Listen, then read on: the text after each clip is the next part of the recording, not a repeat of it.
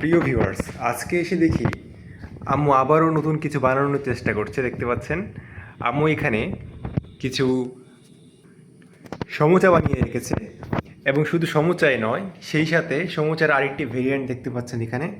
এখানে কিন্তু সমুচার মধ্যে কালো জিরা দেওয়া হয়েছে, আরেক ধরনের সমুচা।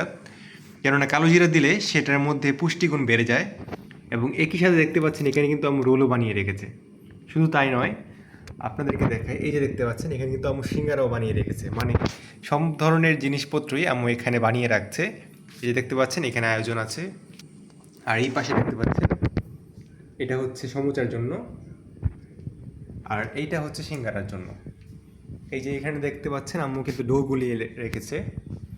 তো এইগুলো কিন্তু আম্মু একা একা বানাচ্ছে, তাই আমি চলে আসলাম হেল্প করতে।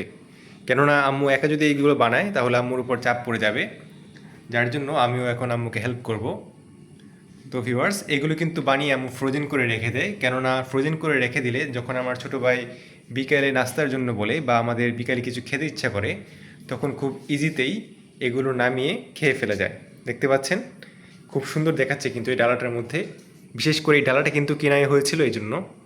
আম্মু শখ করে এরকম লাল রঙের ডালাগুলো কিনে, দেখতে পাচ্ছেন এখানেও আরেকটি লাল রঙের ডালা আছে। কেননা এগুলো কিন্তু ডিপ ফ্রিজের ভিতরে খুব সহজে রাখা যায় এবং ইজিতে ফ্রোজেন করে তারপর বক্সে ভরে রাখা যায়। তো এগুলো থাকলে আম্মুর উপর অনেকটাই চাপ কম পড়ে। কেননা যখন খুব জরুরি নাস্তার প্রয়োজন হয় তখন জাস্ট এগুলো ডিপ থেকে নামিয়ে তারপর ভেজে নিলেই হয়ে যায়। এই দেখতে পাচ্ছেন আম্মু কীভাবে সিঙ্গারাগুলোকে সিঙ্গারার ভাজের ভেতরে আলুটাকে ভরে দিল। আম্মু কিন্তু দোকানের মতো ভাজ দেয় না, আম্মু একটি রুটি বানিয়ে সেটাকে 4 ভাগ করে তারপর সেটার ভিতরে আলু ভরে দেয়।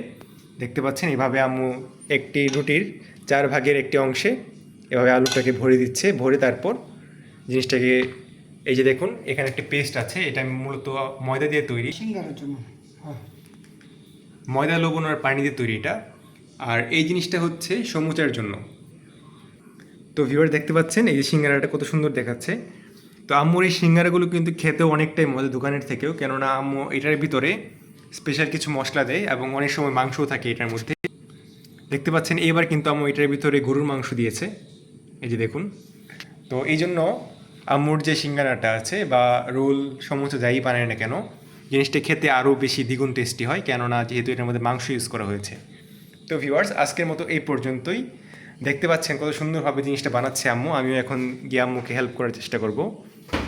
তো সকলে ভালো থাকবেন, অবশ্যই কমেন্ট করে জানাবেন যে আপনারাও বাসায় এরকম ট্রাই করেন কিনা। তো আজকের মতো ব্লগটি এই পর্যন্তই, ইনশাল্লাহ দেখা হবে আবারও নতুন কোনো ব্লগে।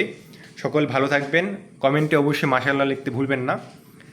তো সকল ভালো থাকবেন, আল্লাহ হাফেজ।